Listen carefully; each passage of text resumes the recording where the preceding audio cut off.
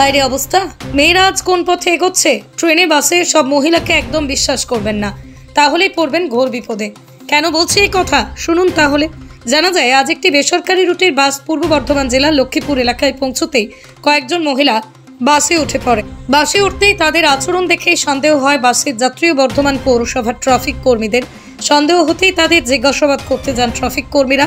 তখনই বিপদ বুঝে তাদের মধ্যে থেকে 2-3 জন মহিলা পালিয়ে যায়। সেই সময় সন্দেহ আরও বাড়ে। বাসের যাত্রীরা অভিযোগ করেন মহিলাদের যাত্রীদের ব্যাগ থেকে টাকা পয়সা চুরি করার চেষ্টা করছিলেন। এরপরই বাস থামিয়ে বাকি 8 জন মহিলাকে হাতে নাতে ধরে ফেলেন ট্রাফিক কর্মীরা। এরপরই খবর দেওয়া হয় বর্ধমান থানায়।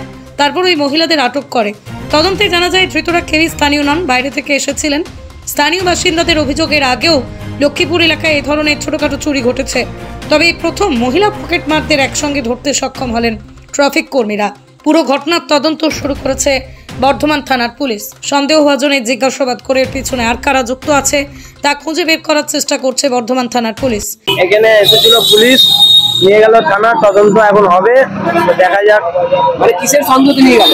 কিসের সন্দেহ? মনে হয় পকেট মার ছিল, যতটা আমরা আশা পকেট মারই ছিল। পুলিশ সব কি বাইরে ছিল? হ্যাঁ, সব বাইরে গাড়ি ছিল।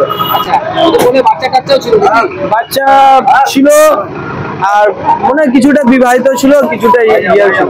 ওরা কি বাসে চুরি করে? বাসে চুরি করে, টোটোতে পকেট মার, ট্রেনে। টিফিন করতে এসেছিলাম, তার মধ্যে এখানে দেখলাম 10 থেকে 12 জন অচেনা, আমাদের বাংলার লোকই না, দেখে যা মনে হচ্ছে বিহার বা ঝাড়খণ্ডের। দেখে অনেক মুখ সবই একই টাইপের। তো ওনারা পুলিশের প্রশাসন কাজে ধরা পড়েছে, যেখানে বসেছিলেন, যে আমি এসে সেটা জানতে পারলাম। কতজন ধরে নিয়ে গেল? 8 জন। হ্যাঁ, মোটামুটি 8-10 জন। আরো ছিল, আরো 5-7 জন পালিয়ে গেছে পুলিশের ভয়ে। এরকম কি আগেও কেমন ঘটনা ঘটেছে? চুরির ঘটনা এরকম? হ্যাঁ, ঘটেছে, কিন্তু কম। এই লাইফে প্রথম দেখলাম একটা মহিলা টিম, পকেট মারের একটা মহিলা টিম এই লাইফে প্রথম দেখলাম। সেটা আমাদের কলেজ মনে, হ্যাঁ পুরো টিম। একটাও চেনা বেরোলো না? না, একটাও চেনা না, আমাদের কোন রকম বাংলার নয় তারা। আমার কাছে এখন মোবাইলে তাদের ছবি তোলা আছে।